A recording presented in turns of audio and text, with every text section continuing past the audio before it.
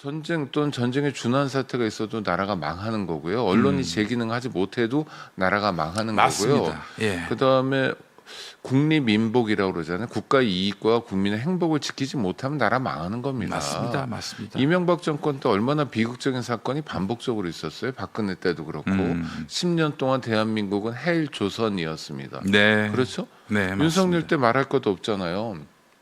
그게 나라 망하는 상태 아닌가요? 그러니까 정치라는 게 얼마나 중요한지 정권이라는 게 얼마나 중요한지를 역설해도 모자랄 시간에 네. 저렇게 한가하게 하품 나오는 소리만 하고 있다는 건 글쎄 잘 이해할 수 없는 대목인 것 같아요. 인권연대는 정부나 기업의 지원을 사양하고 오로지 시민의 참여로만 운영하는 100% 순도의 민간 인권단체입니다. 자, 이 아침에 수요일이면은 뵙는 분입니다. 오창익 인권연대 사무국장님이십니다. 어서 오십시오. 네, 안녕하세요. 안녕하세요. 부장님, 네. 우리 유시민 작가님이 오늘부터 또 알릴레오로 돌아오신다고 합니다.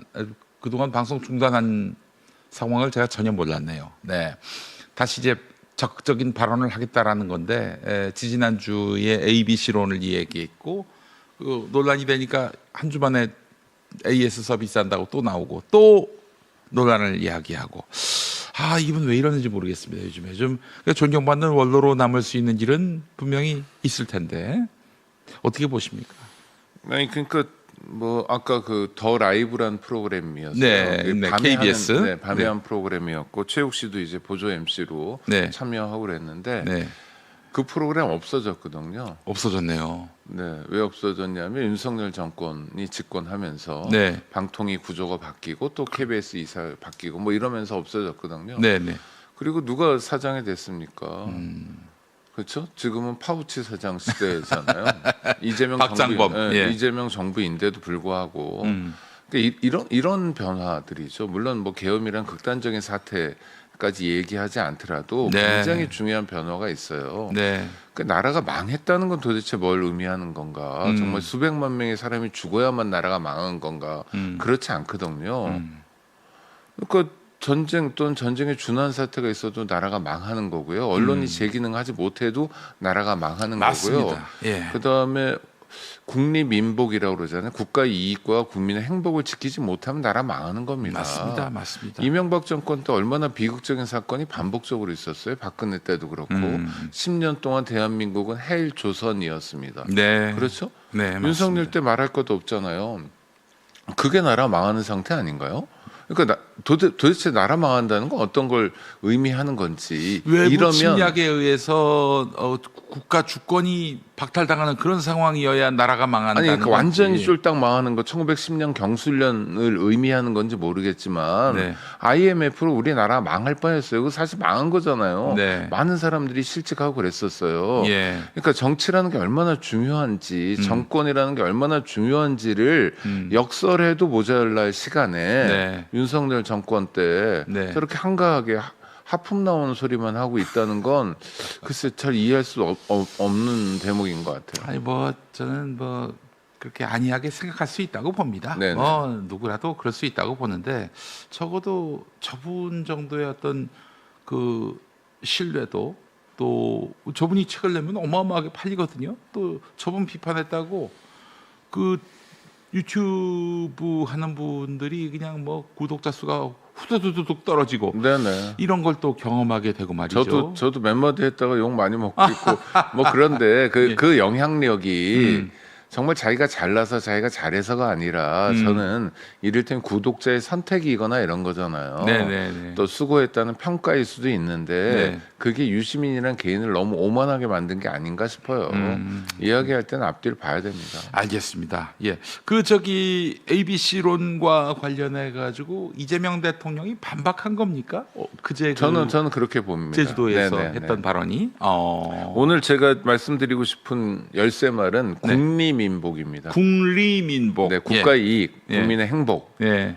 그러니까 이제 정치는 현실이다. 이념 네. 가치가 뭐 중요하냐 이런 대목이었는데 이념 가치는 국립민복이에요. 그렇죠? 네. 그러기 위해서 뭐 구체적으로 무엇을 어떻게 해야 되냐, 이런 성장이 중요하냐, 뭐 분배가 중요하냐 이런 건 일종의 수단이라는 겁니다. 그러니까 대통령은 대통령이라는 자리에 앉아가지고 군림하는 사람이 아니라 가장 무거운 책임을 느껴야 되는 사람인 거예요. 그러니까 뭐든지 하나도 국립민복, 둘도 국립민복, 셋도 국립민복인 상황에서 글로 가는 길은 하여튼 가기만 하면 되잖아요. 맞습니다. 글로 가는 길은 좀 걸어갈 수도 있고 어떨 때 택시 타고 갈 수도 있고 지하철을 이용할 수도 있다는 거예요. 요건 대수가 아니다. 근데 그 방향으로 간다 나는 계속해서 그리고 노력한다. 그러면서 계속 하는 얘기가 뭡니까? 나의 한 시간은 국민의 5,200만 시간이고 장관의 시간도 그렇다. 공무원들의 시간도 그렇다. 우리가 티끌모아 태산의 자세로 조금씩 노력하다 보면 대한민국 살려낼 수 있다. 앞으로 갈 수 있다라고 호소하는 거예요. 그러면 이재명 정부의 성공이라는 국가적 과제 앞에서 범여권은 어떻게 해야 됩니까? 그걸 좀 도와줘야죠. 적어도 집권 초반이라도 한 1년, 2년이라도 좀 도와줘야 되는데 아유 8월 달에 당대표 선거 있다고 벌써부터 분란이고 갈라치고 뭔가 뭐 이상한 요소들을 갖다가 꼬아대고 하는 것들 이건 정말 바람직하지 않은 일입니다. 그러니까 표리부동이 이런 대목이죠. 겉으로는 이재명 정부의 성공을 얘기해요. 근데 실제로는 이재명 대통령을 거명해서 공격하는 거 말고 모든 걸 다 하는 거예요. 근데 우리는 알잖아요.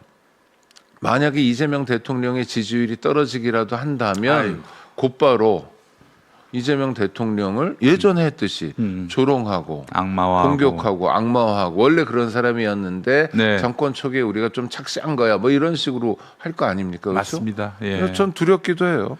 좀 자중했으면 좋겠다는 생각도 듭니다. 조국 혁신당 대표가 그 ABC론을 옹호하면서 이 B가 과잉 반응한 것이다. B가 이제 기회주의자들을 얘기하는 것 같아요. 자긴 뭐예요, 그럼? 조국은 C겠죠. 뭐 잘 모르겠어요. 초국이니까 CHO 그 GUK. 잘 모르겠는데 그러니까 이런 국면은 그냥 나는 유시민과 같은 편이야. 몰랐어. 그런데 알고 있지라는 걸 보여주고 싶어하는 것 같아요. 그러니까 조국 대표도 이런데 함부로 참전하지 않았으면 좋겠어요. 왜냐하면 이 문제가 하나의 사건이 아닙니다. 이를테면 뭐 공소 취소 거래해가지고 검찰 개혁을 말아먹으려고 했다라는 거래설, 뭐 거기서부터 나온 것도 아니잖아요. 그 전에 조국 혁신당과의 합당부터 해가지고 여러 사건들이 쌓인 거예요. 이를테면 어쩌면 시작은 지난해 8.15에 조국 대표 전 대표에 대한 사면부터 시작됐을 수 있습니다. 그때 많은 사람들이 이재명 청와대에 조국의 사면을 요구했고 마치 10% 포인트 지지율이 빠졌어요. 그러니까 청구서를 들이민 것처럼. 하여튼 뭐 그러면서 계속되고 있는 반복적인 사태 속에 조국이라는 사람이 존재하는 거거든요. 그러면 아무리 정치적 이익이 눈앞에 어른거린다 하더라도 이럴 땐 조금 멈춰줘야죠. 알겠습니다. ABC론과 관련한 분란 대통령께서 정리했으니까 이제 이 그 ABC론의 강을 건넜으면 좋겠습니다. 그런 말씀을 좀 드리고 싶고, 자 오창익 국장님, 요즘에 그 노종면 의원께서 좀 불편한 이야기를 하셨어요. 아니 욕하더라고요. 저 깜짝 놀랐어요. 저는 사회적으로 욕 먹는 경우가 별로 없는 유튜브 댓글은 좀 있는데 기득권자들이 비난을 많이 하긴 하지만 대개는 아니 기득권자들도 별로 비난하지 않더라고요. 하여튼 검사들이 저를 대놓고 욕하거나 뭐 이런 건 재벌도 그렇고 못 들었는데 노종면 의원이 대놓고 말씀하셔서 약간 놀라긴 했습니다. 이 YTN의 사회이사가 최근에 되셨어요. 이게 논리는 이렇습니다. 이제 YTN이 지금 아직도 유진이 소유하고 있고 방통위가 유진으로 이 공기업이다시피 했던 YTN을 유진의 회사로 바꿨는데 그것이 잘못됐다라고 이제 법원이 판단을 한 것이고, 그렇다면 당연히 그 유진의 지분은 이제 말하자면 백지화되면서 다시 공기업으로 돌아가야 되는데 이 유진을 살리기 위해서 지금 오창익 국장님을 비롯한 분들이 그 지금 뭐 유진의 개가 돼서 뭐 부역하고 있다 뭐 이런 표현이에요. 네. 그런 말까지는 안 했고 이제 아니 노정면 씨는 그러지 않았는데 예. 노조에서는 그런 얘기들 하더라고요. 그래요? 네, 진보의 가면을 쓰고 뭐. 왜 유진 이렇게 네. 지분을 저기 공기업으로 돌아가게 만들어야지 이때 들어와 가지고 산소호흡 기율을 띄우느냐 뭐 네, 이런 네, 얘기인 네, 것 네, 같아요. 그런 어떻게 거죠. 보십니까? 아니 그러니까 일단은요 방통위 이 결정 2인 네. 체제 결정에 네. 대해서 1심 판결을 받았어요.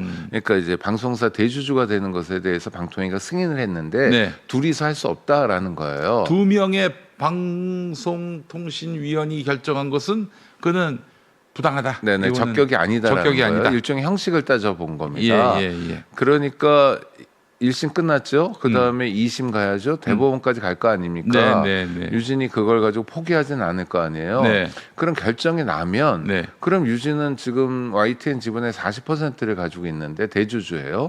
그럼 지분을 내놓을 거냐 하면 전혀 별개 문제예요. 그러니까 방통위가 그 지분에 대해 대주주 지위에 대해서 승인하는 별도의 문제가 지금 방미통인데 별도의 문제가 있고요. 또 네. 하나는 주식회사에서 주식의 40%를 가지고 있는 대주주를 유진. 지가 나가지 않겠다고 했는데 쫓아낼 방법은 없습니다. 전두환 정권 때는 가능하죠. 국제그룹 같은 뭐 쳐다보고 인상 쓰고 네. 자보다 족치면 되고요. 자보다 족치면 어떻습니까? 유진은 뭐 다른 계열사들도 있으니까 무섭잖아요. 그러니까 네. 뭐 이거 뭐 내놓겠다 이런 건데 유진이 지난번에 30%를 인수할 때 쓴 돈이 3,200억 아이고야. 원입니다. 예. 그때 굉장히 뭐 저 상장가 뭐 이런 거보다 훨씬 더 많고 굉장히 많은 돈을 냈어요.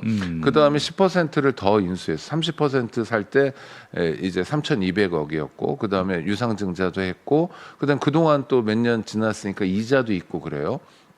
그럼 대체로만 4천억 뭐 그 이상이 될지도 모르는 돈이 있어야 유진을 내보낼 수 있는 겁니다. 그럼 그 돈 누가 어떻게 만들죠?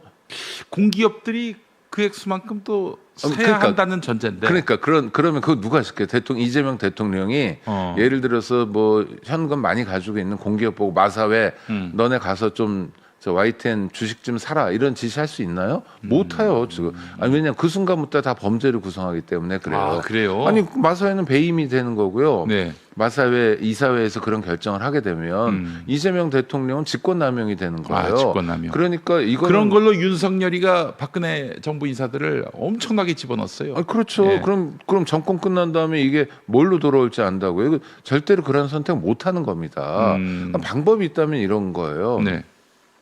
제가 한국종합기술이라는 기업에 관심을 갖고 봤는데 네. 여기가 이제 재벌 대기업의 계열사였는데 뭐 네. 호반으로 매각하는 문제가 있었어요. 예. 그때 이제 반대 투쟁을 했죠. 노조가 뭐 일상적으로 당연히 할 수 있는 선택이에요. 근데 이분들은 거기서 멈추지 않고 네. 노동자들이 우리가 회사를 사자라는 결의까지 한 거예요. 아. 그래서 인당 5천만 원씩 내가지고 맞아요. 거기 계신 분이 예전에 저희 김용민 TV 한번 나오셨어요. 네네. 그래서 예.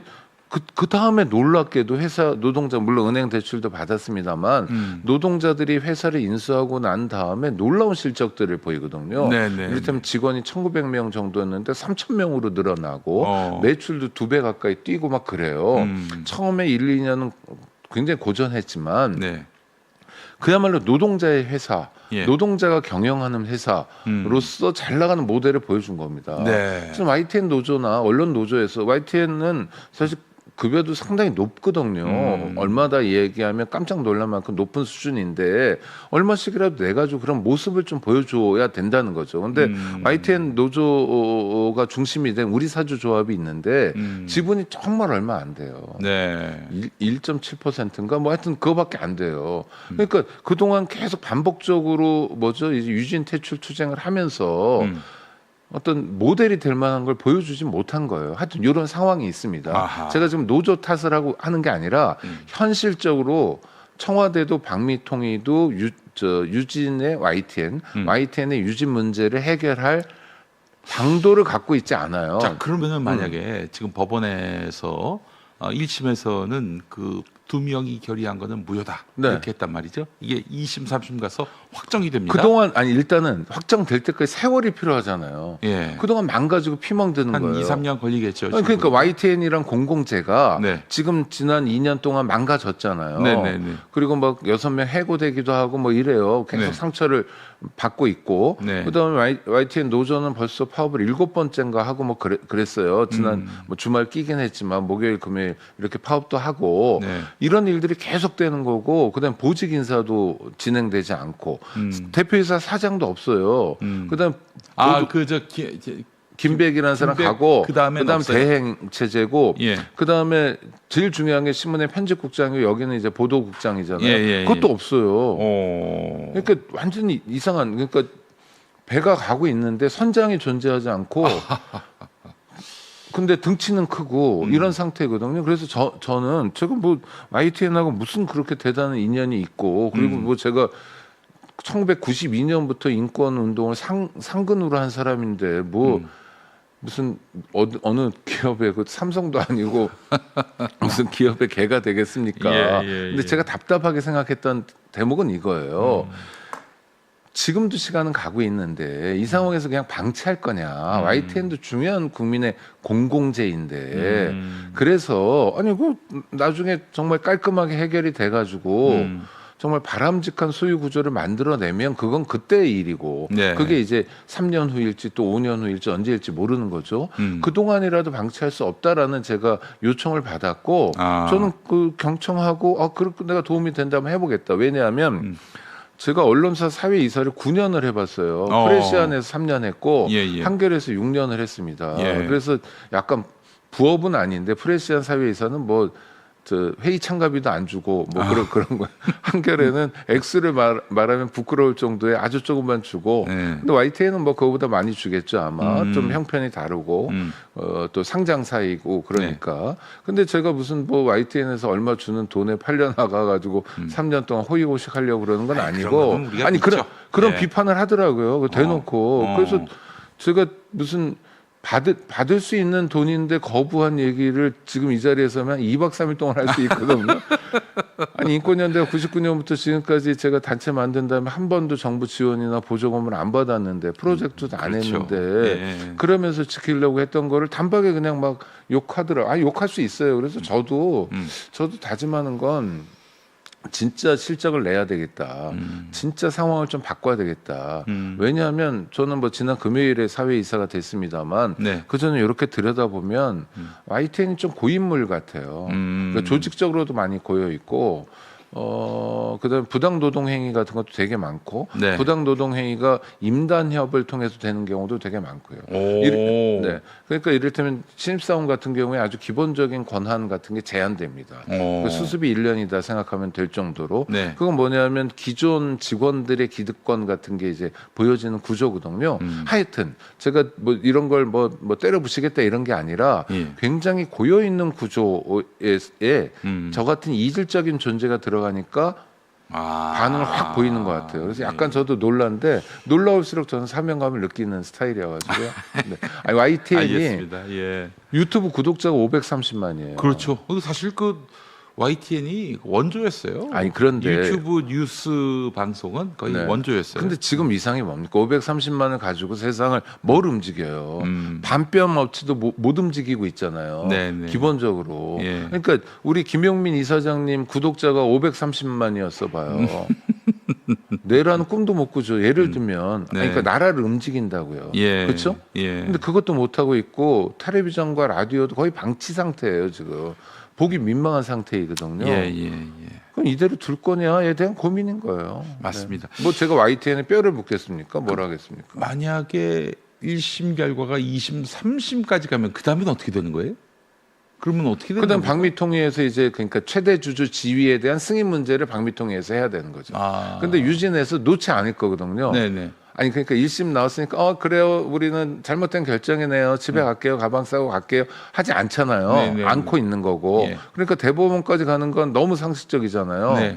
그다음에 뭐 현란한 법 기술을 쓰지 않더라도 대법원 확정까지 굉장히 시간이 많이 걸리는 것도 거의 사실이죠. 기정사실로 봐야 되잖아요. 그 상황에서 대법원 결정이 난다 하더라도 YTN이 가지고 있는 40%의 지분을 건드릴 수는 없는 거예요. 그렇죠. 그 이제 그 다음 트랙이 이제 그러니까. 이제 막 펼쳐지게 되는 아니, 건데 근데 유진이 이걸 취득하는 과정에서 유진의 잘못이 있는가? 없다고 판단하면은 박미통이가 유진 너희 집은 다 무효야 이렇게 했을 경우 그래서 허가 취소를 할 그럼 경우에 그거 가지고 법원 또 가요. 그렇지 다른 그거 가지고 문제야. 법원 아니 그거 그 사건 가지고 법원에 가요. 예. 그럼 그거 가지고 또 얼마 다퉈요? 한 2, 3년 또 또 가죠. 3, 그러면 4년 가겠죠. 다음 정권이죠. 예. 이렇게 돼버리는 거예요. 아. 그러니까 그 동안 썩는다는 거죠. 겉모양은 괜찮지만 지금도 전 속이 많이 썩어 있다고 생각하거든요. 네, 네, 구성원들이 받은 상처도 많고 네. 이 상처가 서로에게 앙심이 되고 이래요. 근데 이 상태를 계속 반복해야 될 거냐라고 묻고 싶은 거예요. 그러니까 이재명 정부가 되면 이재명이란 메시아가 모든 걸 해결해 줄 수 있다? 네. 결코 그렇지 않아요. 대통령도 헌법과 법률 체계 아래에서 움직이는 겁니다. 네, 또 네. 하나는 자 지금 YTN 문제가 이렇게 심각하고 막 그러는데 예. YTN을 살리자라는 국민적 운동이 있습니까? 내가 YTN 주식 좀 사겠다 이런 사람들이 있어요? 시민운동이 전개되고 있습니까? 저는 이제 YTN 사회이사가 되면서 주식을 조금 샀어요. YTN 주식을. 네. 책임감의 의미에서. 예. 지금 3천 몇백 원밖에 안 돼서 아이고 참 이거 언제 10,000원으로 올리나 뭐 이런 생각도 하면서 아 지금 저 상장사인데 그밖에 안 돼요? 네네네. 오호. 아니 그러니까 기업 가치가 없는 거예요. 아하, 그다음에 네. 부채는 아닌데 작년에도 적자 뭐 140억, 143억 뭐 이렇게 보고 재작년에는 뭐 250억 적자고 지금 3,010원. 3,010원이요. 아, 요번에 이제 좀 떨어져가지고 제가 살 땐 3,200원이었는데 그새 예. 또 떨어졌네. 하여튼 예. 이런 상황이거든요. 네. 이렇게 계속 갈 거냐? 이건 지속 가능하냐? 그렇지 않다는 거예요. 네. 매출도 너무 적고 그다음에 네. 구성원들이 뭔가 목표를 향해서 노력하는 모습이 안 보여요. 대표적인 건 뭐냐면 YTN 기자들이 한 달에 한 번 주는 이달의 기자상도 못 받고 있어요. 어허. 그럼 이건 전적으로 유진 때문이냐? 그전엔 그럼 잘 나갔냐? 언제 잘 나갔지? 묻고 싶은 거예요. 국민의 공공재인 방송을 정상화시키는 건 YTN 구성원들만의 숙제는 아니기 때문에 네. 저도 그냥 운동가로서 참여한 건데 예. 하여튼 노력해 보겠습니다. 성과를 만들어 보겠습니다. 그래서 예. YTN 볼만하다. 예. YTN에서 이런 얘기 하더라. 이런 네. 게 인구에 회자되도록 노력해 보겠습니다. 네, 알겠습니다. 우리 이사장님도 정상화 될 때 많이 도와주세요. 아유, 저는 뭐 네. 항상 열린 마음이고요. 네. 안 불러줘서 그렇지 뭐. 아니, 그러니까, 나가면 네. 얼마든지 모셔야죠. 재밌게 네. 해드리겠습니다. 예. 알겠습니다. 국민의힘 상황은 지금 어떻게 보십니까? 뭐 엉망진창이지. 아니, 이건 뭐, 이정현 씨는 예. 어, 한번 웃기려고 한번 나온 것 같아요. 아니 호가 있는 것 같아. 호가 사퇴. 사퇴. 맨날 사퇴. 예. 그리고 그냥 자기 자리를 정확히 아는 사람 같아요. 나는 장동혁이 불러준 사람이니까 네. 가라 그러면 가야 돼. 와 광주 전남 특별시장 후보로 출마하라고 그러네. 그럼 또 잠깐이라도 정치 생명을 연장시킬 수 있네. 텔레비전에 며칠 더 나올 수 있네. 뭐 네. 이런 정도의 생각을 하고 있는 거야. 아이고. 답답하고 안쓰럽습니다. 네. 이제 오늘 동아일보 여론조사 결과도 나왔습니다만은 지금 그 서울 부산시장 가상 양자 대결에서 어느 후보가 나와도 그 이제 국민의힘에서 정원호 그리고 전재수를 이기기 어려운. 아니요, 박주민 갖다 넣어도 지고요. 네. 오세훈이. 근데 이게 중요한 게 서울시장과 부산시장은 현역이잖아요. 네. 기본적으로 지방선거에서 현역 프레브위원이 그럼요. 많습니다. 상당하죠. 네. 그러니까 기초도 그렇고요. 네. 한 사람이 또 하고 이래요. 네. 아니 정말로 정치적 부침하고 별개로 가는 상황들이 많습니다. 왜냐하면 익숙한 사람을 뽑게 되거든요. 그래서 험지여도 이를테면 서울 용산 같은 경우에 민주당 입장에서 험지라고 할 수 있잖아요. 네, 네, 국회의원들이 저쪽 국힘들이 많이 되고 지금도 쌍권 중에 하나인 권영세가 거기 국회의원 아닙니까? 글쎄 말입니다. 그런데 구청장은 뭐 성장현 씨라고 한 3번씩 민주당 사람이 하기도 해요. 네. 그럼 요 요소는 뭐냐? 네. 그러니까 여기는 이제 후보가 기존에 구청장이 있던 사람이 또 구청장이 되고 또 되고 이게 3번 되기가 쉬운 구조인 거예요. 네. 지역 선거라는 게. 그렇지. 그러니까 서울시장도 막 3번 연속하고 정권이 어디로 가든 간에 오세훈처럼 뭐 서울시장만 5선을 바라보는 사람도 생기고 정원호 씨도 뭐 3번 하고 뭐 이런 이야기들이 쭉 있는 겁니다. 네. 그러니까 현역 프레미엄은 지방선거에서 매우 중요한 요소예요. 그런데 안 된다는 거야. 백약이 무효인 상황이죠. 왜냐하면 장동혁, 그 이전에 이제 윤석열이 보여준 판이고 네. 장동혁이 반복적으로 이래도 찍을 거예요. 아이씨. 거의 뭐 이런 이런 상황이니까 보니까 진짜. 네. 동아일보 조사에서도 뭐 게임이 안 되더라고. 야, 그 대구시장은 어떻게 될 것 같아요? 대구시장도 김부겸 후보가 당선될 것 같습니다. 대구까지 민주당이 이기면은 이거는 국민의힘이 거의 존폐기로 해도 괴멸이죠, 괴멸. 무슨 저기 헌법재판소 같이 않더라도 이 당은 존립하기 어렵겠어요. 아니 그러니까 흔히 영남 자민련이 될 거라고 예측하는 분들도 있는데 그것도 틀린 거죠. 예. 왜냐하면 부산 부울경이 지금 다 들썩들썩 하고 있습니다. 네. 근데 이번엔 좀 심판하자라는 여론이 강해요. 부울경에다 대구까지 이기면은 그렇죠. 이 영남이 아니라 경북자민련이 되는 거죠. 경북자민련인데 네. 자민련은 그래도 대전하고 충남에서는 이겼거든요. 그럼 충북도 이겼어요. 충북도. 예. 그런데 이거는 뭐 경북자민련이라고 부르기도 어려운 것 같고 경북도 좀 들썩들썩 하더라고요. 그러니까 국민적 심판이 진행되고 있다고 봐야 되는 겁니다. 그에 더불어서 이재명 정부가 잘하고 있다는 평가도 가능하지 않겠습니까? 그럼요. 6월 3일 딱 1년 되는 날 선거가 있는 거 아니에요? 네, 그럼요. 왜냐하면 국민들은 좀 기다리고 있는 것 같아요. 이번에 좀 평가해주자. 나의 마음을 보여주자. 니들은 계속 갈라치기 하는데 무슨 뉴 이재명이니 뭐니 해가지고 갈라치기 하는데 예. 우린 그렇지 않다. 그래서 아마 저는 지방선거 때 민심이 굉장히 크게 일어날 것 같아요. 그래서 대통령 발목에나 잡고 그러는데 그래도 한번 마지막 기회라고 민주당 도와줄 테니까 앞으로 남은 4년 요 아까운 시간 왜냐하면 국민들이 그냥 농반 진반으로 얘기하잖아요. 임기 5년이 뭐냐 이게 아니 그러니까 몰라서 그러지 않아요. 뭐 개헌한다고 그래서 뭐 이재명 대통령이 뭐 15년을 더 하고 이런 거 아니라는 거 다 알아요. 그런데 마음이 불가능해. 아니 그러니까 마음이 그렇다는 거잖아요. 지금 하는 얘기가 좀 저렇게 대통령다운 대통령 한번 만나보자. 일 제대로 하는 대통령 한번 만나보자. 밤잠 설쳐가면서 장관들 막 일 시키고 괴롭히고 비서실장이라는 사람은 얼굴이 부엌에 떠가지고 맨날 막 해외 출장 가면 너무 좋아해. 그렇죠. 대통령을. 무박 4일도 괜찮아. 비행기에서 자니까. 비행기에는 뭐 텔레그램 안 오니까 전화 안 오니까. 뭐 아니 이러면서 이제 하는 모습을 좀 국민들은 좋아하는 거잖아요. 이란 전쟁 과정에서 얼마나 상황이 어렵습니까 지금. 그런데도 그래도 유가 같은 거를 우리가 좀 기름값 단속 같은 거 하잖아요. 뭔가 어디서 최고가절한 게 있었어? 뭔가 어디서 찾아내가지고 실행시키고 이럴 때 국민들 등쳐먹으면 니네 진짜 가만 안 놔둬. 내가 가지고 있는 힘은 그럴 때 쓰는 거야. 똑바로 해. 이러면서 일하는 모습을 보여주고 여기에 국민들이 박수치고 있는데 내가 고향이 경상도라고 해서 박수를 안 쳐야 되나? 내가 대구 경북이라고 안 쳐야 되나? 그럼 내가 누구한테 박수 치지? 국힘. 이건 아니다. 그러니까 이번에는 심판해야 된다. 이번에는 따끔하게 회초리든 몽둥이든 쳐야 된다. 그리고 장동혁이 상태를 보니까 글쎄 이 친구가 회초리 몇 대 친다고 말들은 친구는 아니고 정말 큰 몽둥이로 쳐야 된다라는 여론들이 굉장히 강하게 일어나고 있죠. 김부겸 대구시장 예비 후보, 대구시장 이제 더불어민주당 후보가 되겠죠. 그분 말씀이 딱 와닿는 게 이제는 회초리를 들 때다. 회초리를 들 가장 좋은 방법은 김부겸이를 당선시키는 거다. 이 말씀인 거 아니에요 한마디로? 아니 그리고 대구 경북 그 지역 주민들도 아시겠지만 대구야말로 고인 도시 중에 고인 도시예요. 그렇죠. 물이 고이면 어떻게 돼요? 썩잖아요. 썩죠. 대구 곳곳이 썩어 있는 거예요. 만약 이재명 대통령의 행정이라는 프레임을 가지고 대구를 들여다보자는 거죠. 대구의 예산 낭비는 어떻게 되고 있어요? 대구의 국회의원들은 뭐 지방선거에 출마할 사람들하고 어떤 관계예요?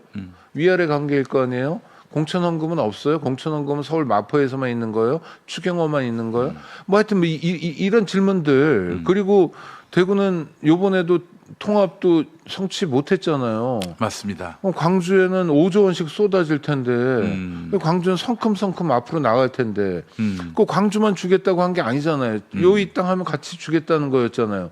근데 줘도 안 받겠다는 거예요. 대구가 그럴 상황입니까? 대구 옛날 섬유도시로 잘 나갈 때도 있었잖아요. 그렇죠. 근데 지금 대구가 뭐 먹고 살아요? 그냥 옛날에 우리는 이랬어. 옛날에 우리는 경부고속도로 지나갔어. 이거 가지고 먹고 살 건가요? 아니 그러니까 그런 판단을 해야 되는 거예요. 아주 심각한 상황에 놓여 있고 네. 그 심각한 상황에서도 변화하지 않는다면 더 고이고 더 썩는 거죠. 네. 그 대구는 이번에 김부겸을 당선시키면은 아마 국힘에게 엄청난 어떤 충격을 줄 겁니다. 아, 여기서는 깃발 꽂으면 무조건 됐었는데 이제는 그게 아니네. 그 신화가 깨졌네. 이러면 어떻게 되느냐? 유권자만 좋은 거예요. 유권자만. 야, 그래서 언제든 너희들에 대해서 내가 배신할 수 있다. 이런 것들을 정치인들에게 심어주면, 그 인식을 심어주면 정치인들은 각성하게 되는 거죠.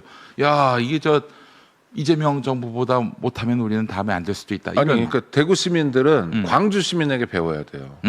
그렇지. 뭐 광주 자기들은 시민들. 지역 차별이 있어서 전라도는 어쩌고저쩌고 이런 얘기 많이 하는데 네. 정치적으로 배워야 됩니다. 왜 배워야 되냐? 광주 국회의원 중에 지금 재선이 한 명밖에 없어요. 민영배.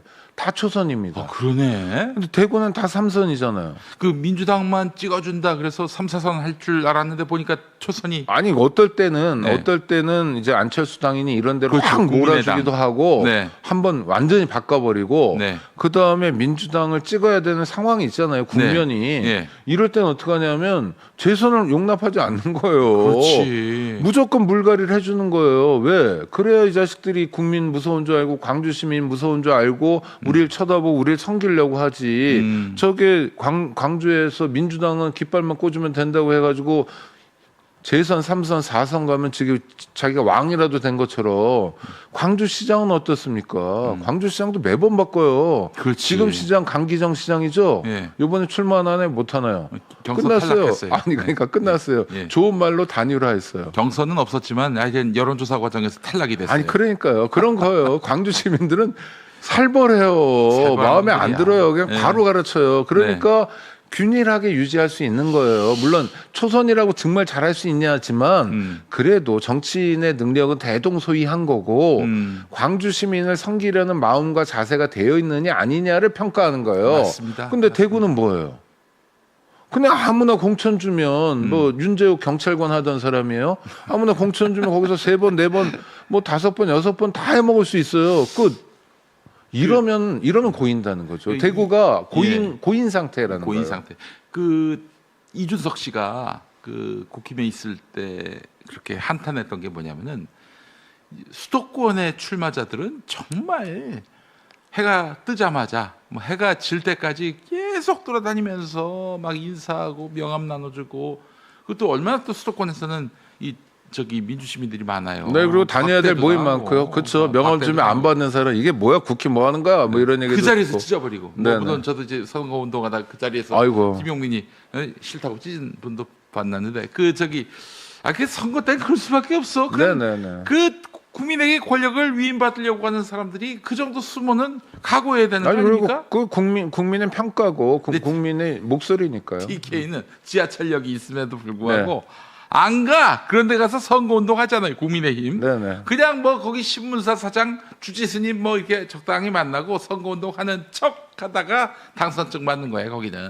이거 얼마나 이게 문제가 많습니까? 이런 고인물들이 무슨 효율성, 효능감 있는 정치를 할 수 있겠어요? 이번에 TK에서 싹 바꿔야 됩니다. 정말.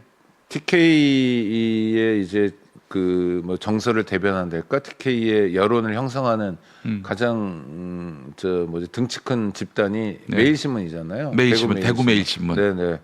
윤석열 때 정부 예산도 많이 받아먹고 뭐 하여튼 그랬는데 그 이전에도 그랬어요. 네, 그 심지어 이전에도. 문재인 정권 네, 때도. 네. 아니, 천주교가 운영할 때도 그랬고 지금 다른 업자가 운영할 때도 마찬가지인데 네. 대구 매일신문의 유력 인사들도 네. 반복적으로 이야기하는 게 그겁니다.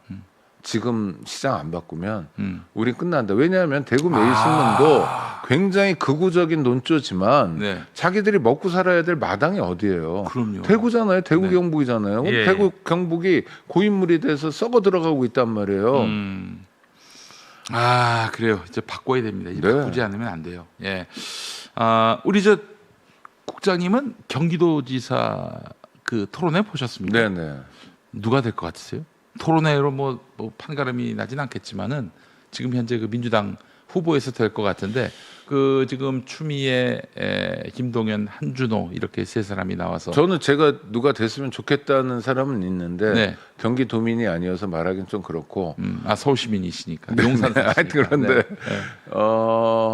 의외로 어떤 분은 도정에 대한 이해가 많이 없으시더라고요. 의외로. 네네. 그래서 경기도 산 지 얼마 안 돼서 그런가 보다라는 생각이 들었고 그건 좀 아쉬운 대목이었고요. 네. 네. 그다음에 또 어떤 분은 뭐 경제 전문가로서 뭐 말씀 많이 하시지만 네. 사실 지난 4년 동안 어떤 일을 했는지 제가 잘 알기 때문에 그분은 좀 안 하면 좋겠고. 안 하면 좋겠어요. 그럼 한 명 남네요. 네. 아니 아실 거야. 제가 왜냐하면 예. 이재명 경기도지사 때 경기도 옴부즈만 위원장이라는 걸 했었어요. 뭐 그것도 뭐 무슨 돈 욕심 나서 그런 거 아니고 돈 한 푼도 안 주는 거고 회의할 때 정말 액수 밝히기 교통비 줘야지 서울에서 오는데 어려운 그 교통비만 주는데 네. 그러면서 옴부즈만이니까 이제 도정 전반을 들여다볼 기회가 있잖아요. 시민들의 민원을 해결하는 부서였어요. 그래서 그러니까 정말 이재명 행정이 어떻게 가고 있는지가 보이더라고요. 훌륭하다라는 말을 할 대목 되게 많고, 네. 이 양반 똑똑하네. 네. 이 양반 와 이런 대목이 되게 많았어요. 근데 경기도가 어떻게 바뀌었냐면 예. 이재명 지사가 그만두고 네. 다음 지사가 왔잖아요. 네. 이재명 흔적 지우기, 이재명 했던 거 안 하기. 미친 짓거리를 했어요. 미친 짓거리를. 이재명이 뽑은 사람, 이재명이 중용한 사람 근처에 안 두기 이런 거를 계속 반복해요. 어디서 이런 쓰레기 같은 짓을 배웠는지. 네네. 그래서 예. 저는 그건 정말 놀라운 일이고 제가 경기도 옴부즈만 위원장 했던 사람으로서 저도 굉장히 충격적이었어요. 어떻게 이러냐. 그러니까 사람이 그러니까 써보면 알잖아요. 그렇죠. 그리고 그 이재명 대통령이 인사의 귀재다 이런 평가도 있는 거 아닙니까? 네, 맞습니다. 이 양반은 운동장을 넓게 쓰잖아요. 맞아요. 그러니까 자기 반대하고 자기를 핍박하고 심지어 막 욕한 사람들까지 불러다가 요직을 맡기기도 해요. 네. 뭐 박용진 전 의원이 박용진도 그렇지 않습니까? 그렇고 뭐 네. 박용진만 아니라 하여튼 뭐 그래요. 이해운까지 기획예산처 장관 불렀던 사람이니까 네. 경기도에서도 그런 탕평 인사했거든요. 예, 예. 능력 위주의 인사. 그러면 이재명 지사가 썼던 사람이라면 검증된 사람이라고 신뢰가 있어야 되는데 믿고 걸러버렸어요. 그냥 다 한직으로 보내고. 그러니까 그거는 좀 뭐지? 이 사람은 뭐지? 그러니까 문재인 대통령과의 관계를 통해서 그냥 다음 행보가 가능하다고 꿈꿨던 사람인가? 뭐지? 하여튼 잘 모르겠어요. 네. 좀 아쉬웠습니다. 상처도 됐고요, 사실은. 알겠습니다. 뭐 누가 돼야 할지에 대한 어떤 뭐 구체적인 지침을 주시는 건 아니지만 뭐 알 것 같습니다. 알 것 아니 같아요. 셋 남았는데 둘은 좀 그렇고. 네. 알겠습니다. 김재섭 의원이 정원호 서울시장 예비 후보가 여직원과 출장을 갔는데 서류에는 그 여직원 여성인데 남성이라고 표시했다. 네. 이러면서 해명을 요구하니까 정원호 예비 후보 측은 이건 단순한 실수일 뿐이다. 그리고 그 같이 간 사람들이 무려 11명이었는데 그래서 그 여직원하고 내가 무슨 이상한 이 행동을 했다는 얘기냐 라면서 김재섭 의원을 고발했습니다. 네. 어떻게 보셨습니까? 아니 그러니까 김재섭은 그 드물디 드문 서울의 국힘 국회의원이잖아요. 그렇죠. 예. 그다음 드물디 드문 젊은 국회의원이잖아요. 글쎄 말이에요. 근데 왜 김재섭의 용도는 이런 것만 있는지 좀 안타까워요. 예. 그래서 뭐 글쎄 김재섭의 내일은 뭘까 뭐 하는 생각이 들고요. 근데 이거는 좀 고약한 사건 아닌가요? 아니 그러니까 프레임 자체를 고약하게 하죠. 예. 정원호 성동구청장이 멕시코 칸쿤이 휴양 도시이고 국제 회의도 많이 열리고 글로벌 도시이긴 한데 기본적으로 휴양 도시거든요. 발리처럼. 예. 그러니까 저 멀리 멕시코 비행기값 많이 드는데 시간 많이 걸리는데 여직원하고 둘이 갔다.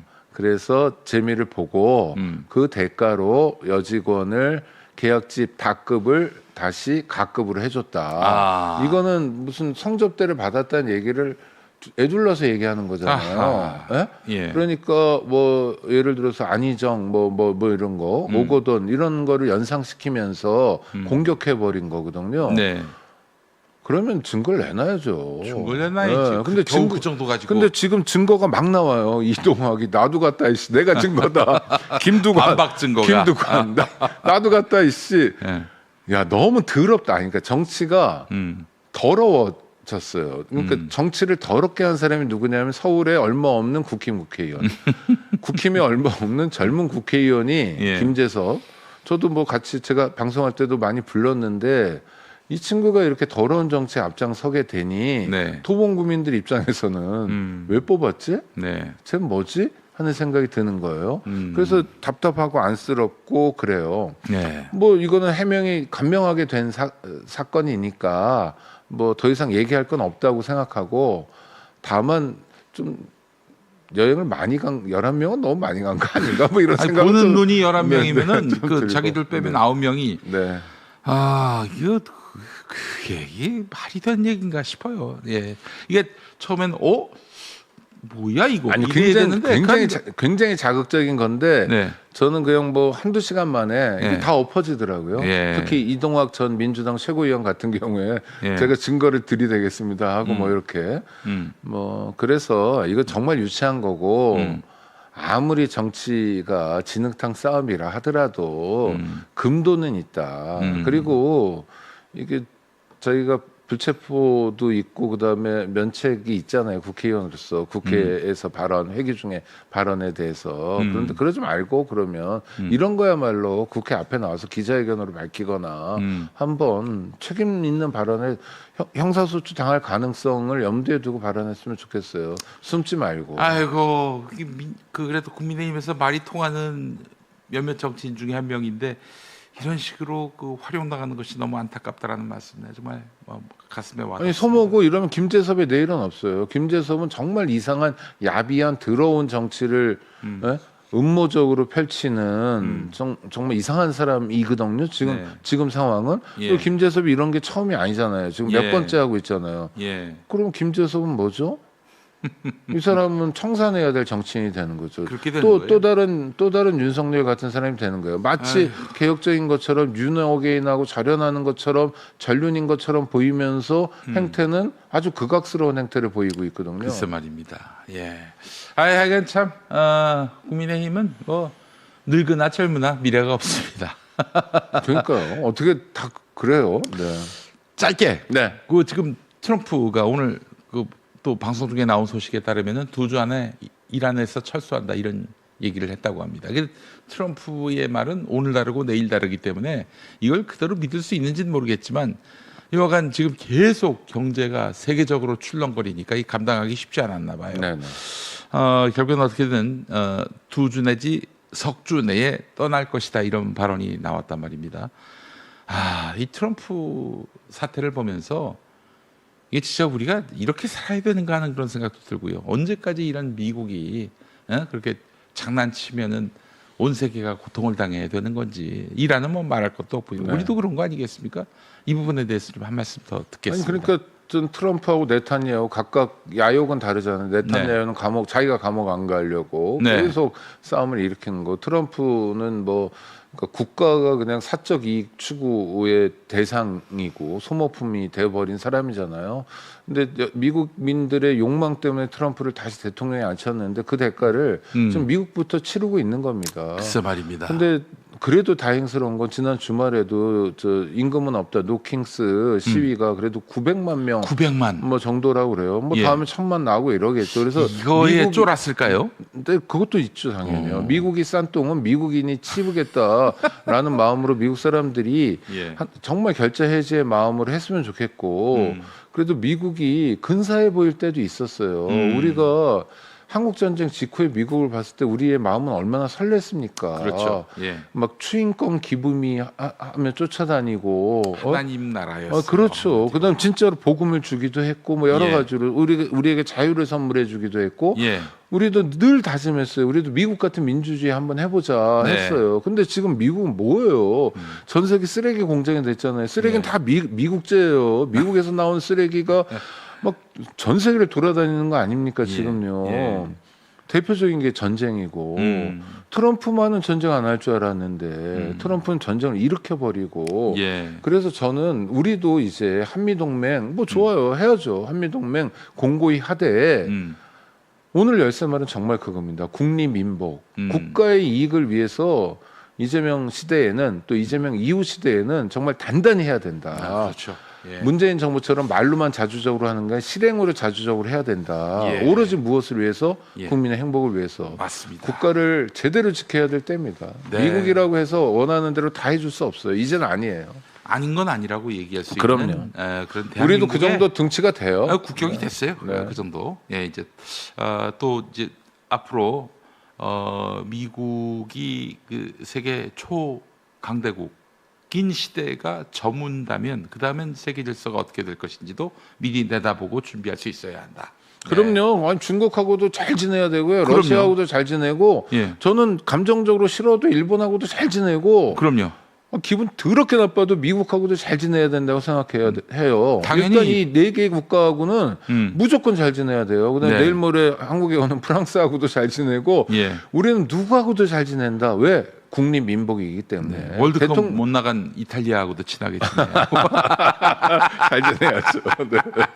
예, 알겠습니다. 자, 오창익 국장님 오늘도 시원한 말씀 감사합니다. 네, 감사합니다. 네, 인권연대 사무국장이신 우리 오창익 국장님과 함께했습니다. 인권연대 여러분 많이 사랑해 주시고 귀한 일 많이 하고 있습니다. 후원으로 동참해 주시면 감사하겠습니다.